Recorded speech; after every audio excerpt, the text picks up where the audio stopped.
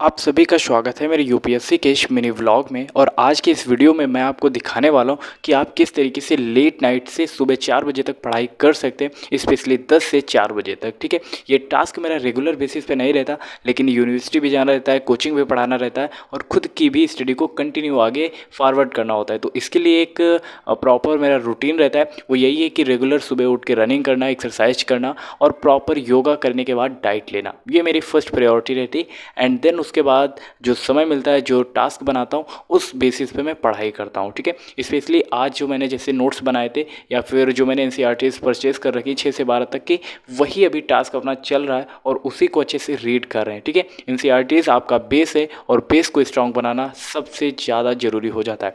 तो इसलिए मैंने उसको पढ़ा। एंड देन जैसे यूनिवर्सिटी की जो क्लासेस रहती हैं, उनके नोट्स रहते हैं, तो उनको भी रिवीजन करते हैं, क्योंकि ग्रेजुएशन करना भी इंपॉर्टेंट है। क्योंकि उसमें अच्छे मार्क्स नहीं होंगे तो फिर यूपीएससी में कैसे पार्टिसिपेट करेंगे। हालांकि मिनिमम क्राइटेरिया वहाँ पे है कि इतना होना चाहिए, बस आप ग्रेजुएट होने चाहिए, बाकी वहाँ पे ऐसा कुछ भी इशू नहीं है। और ये रही मेरी यूनिवर्सिटी का साइड का एक वीडियो जो मैंने शूट कर लिया था, हालांकि आपको दिखाने के लिए। ये यूनिवर्सिटी आप देख पा रहे हैं दूर से। ठीक है, और उसके बाद वापस आने के बाद एक शॉर्ट्स आप सभी के लिए बनाया था, उसमें मैंने बताया था कि आपके विचार कैसे होने चाहिए। तो आई होप आप सभी ने ये शॉर्ट्स देखा होगा और निश्चित तौर पर ये वीडियो आपको पसंद भी आया होगा। फिर उसके बाद शाम को हम बैठ गए थे, तकरीबन 9 साढ़े 9 बजे मैं बैठ गया था पढ़ने के लिए। और फिर मैंने स्टडी को कंटिन्यू किया।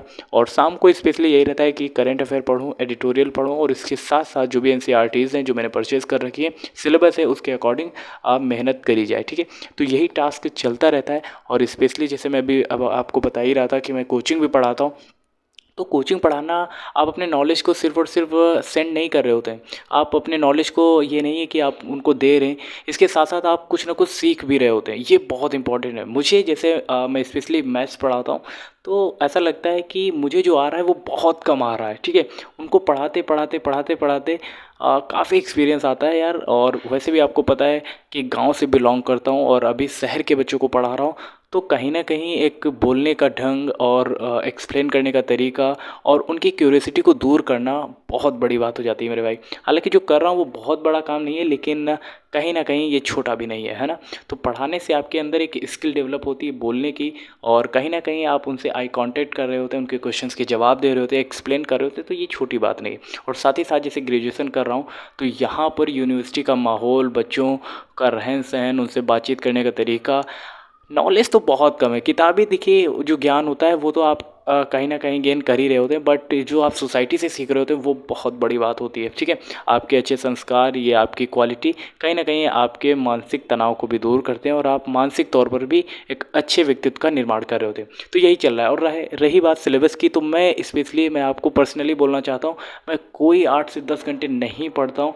ये है कि जो मेरा सिलेबस होता है उसको हर रोज़ पढ़ता ज़रूर हूँ, इतना ज़रूर है। ठीक है, अब मान के चलिए 3 से मैं 7 बजे तक कोचिंग पढ़ाता हूँ, तो अप्रॉक्सीमेटली 4 घंटे मेरे उधर चले गए नहीं, वहाँ उस 3 घंटों में मैं उनको पढ़ाता हूँ, उनसे मैं सीखता हूँ और उनको भी सिखाने का प्रयास करता हूँ। ठीक है, तो वो मेरे इन्वेस्ट सही जगह पे हो रहा है, तो 3 घंटे वहाँ पे चला जाता है। अप्रॉक्सीमेटली 2 घंटे 1 घंटे सुबह रनिंग के लिए और शाम को 1 घंटे वर्कआउट करने के लिए चला जाता है, तो 5 घंटे ये चला गया। अप्रॉक्सीमेटली मैं 2 घंटे तो यूनिवर्सिटी के कोर्सेज़ को अच्छे से पढ़ता हूँ, तो 5 2 7 हो गया। और 3 घंटे अगर आप और भी निकालेंगे जिस यूपीएससी के लिए, तो 10 घंटे अप्रॉक्सीमेटली मैं पढ़ाई करता हूँ।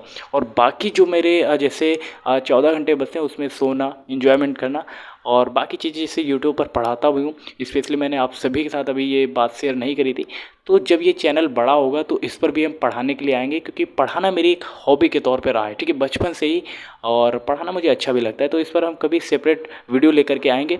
तो यही सब चलता रहता है और अच्छे से चीज़ों को इन्जॉय करके पढ़ते रहते हैं, और इन्जॉय को बिल्कुल भी कम नहीं होने देना है और अपनी जर्नी को स्मूथली आगे फॉरवर्ड करना है।